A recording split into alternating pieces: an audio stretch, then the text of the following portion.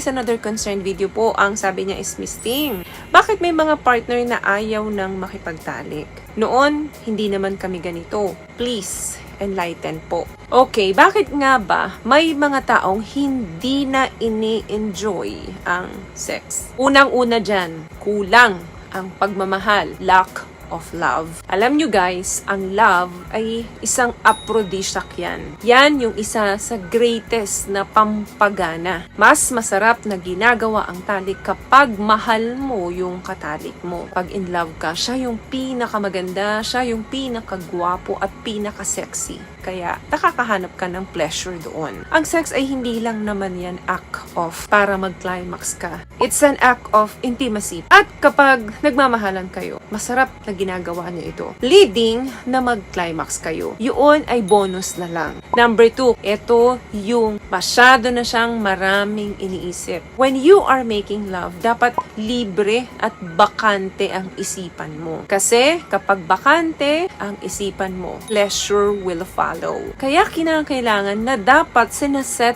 aside mo yung mga alalahanin mo, yung mga stress mo. Forget about the bills, the work, the responsibility, etc. habang ginagawa nyo yan. Kasi pag masyado kang maraming inaalala, hindi ka talaga mapi-pleasure. Stop worrying. You and your spouse deserve special moment. Number 3, eto important to, pornography.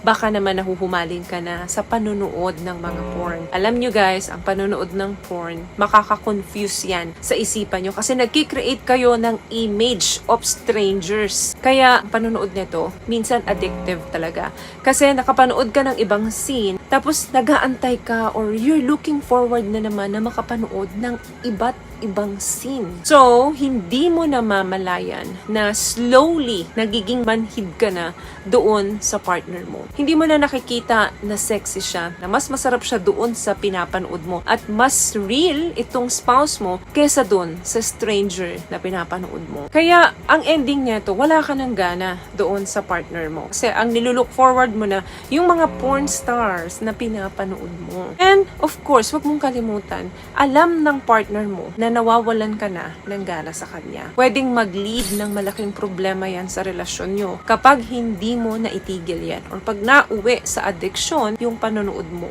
ng porn. Di mo na ma-enjoy yung partner mo sa tuwing magtatalik kayo. Kasi kinukumpare mo na yung wife mo doon sa mga napapanood mo o yung husband mo doon sa mga napapanood mo. Or minsan naman hindi ka na nakakatapos doon sa partner mo. Aantayin mo siyang matapos then ikaw magsosolo ka at manunood ka ng porn. Remember guys, ang sex is a custom made for every couple. So, leave the world behind. It's just you two. Walang iba. What I love about this product, itong No More Dark Secret ng K-Skin, bukod sa may advanced whitening na siya na kung saan pwede niyang matulungan na pumuti yung mga singit-singit mo, moisturizing, meron siyang anti-irritation, antibacterial, maintain healthy pH level. Hindi lang pambabae, meron din po tayong pang lalaki. Another thing kung bakit may mga taong hindi na ini-enjoy ang pakikipag-make love doon sa mga partner nila is comparison. Kapag nagko-compare ka at gumagawa ka ng mga expectations doon sa partner mo na hindi naman talaga nangyayari yun ever since. Nag-e-expect ka or nagko-compare ka based on yung good sex sa'yo kung ano yung nababasa mo sa mga magazines. Or minsan naman naririnig mo sa usapan, sa mga friends na nagko-compare sila na yung asawa ko ganito kalaki.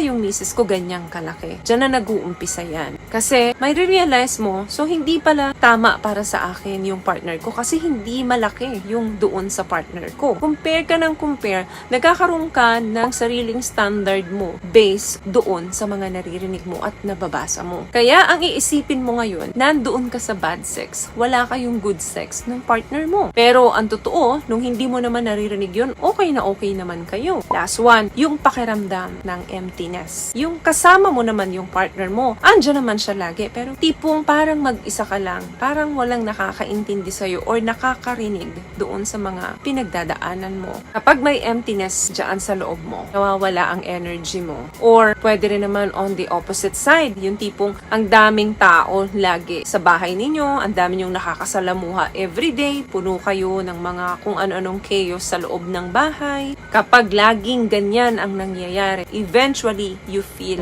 lost. Because sleeping with so many people drains you. Kaya, pagdating sa sex, nagkakaroon ng deep feeling of emptiness. So, ang end up, nawala na talaga yung gana mo sa pakikipagtalik doon sa partner mo. Alam naman natin, di ba, na ang pakikipagtalik, masarap yan, enjoyable yan, lalo na kung wala kang inaalala, and most especially, kapag yung katalik mo, yung mahal mo talaga, at partner mo, especially sa mga married couple. Pero kapag wala na ang pagmamahal or lack of love, too much thinking, too much worry, mahilig ka mag-compare doon sa ganito, good sex, si kumpare, si kumare, si sis, si besh, yung mga nababasa ko online, yung mga napapanood ko online, bakit hindi tulad nung sa amin? Compare ka na ng compare. And also yung panunood ng pornography, isa yan sa nakakababa ng pagnanasa mo doon sa partner mo. Kaya hindi mo na ine-enjoy yung kapartner mo, hindi mo na nakikita na sexy siya at masarap siya. And syempre, yung feeling of emptiness. Kapag yan ay hindi ninyo naagapan sa relasyon, talagang magdudulot ito ng hindi magandang resulta para sa relasyon nyo. So, communicate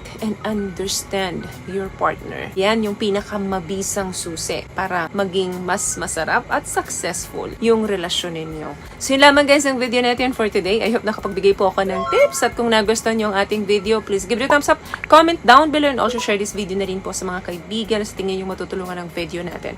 Once again, palagi po kayong mag-iingat at palagi po kayong manalangin. Thank you guys for watching and see you in our next one. Always love yourself and be a blessing. Bye!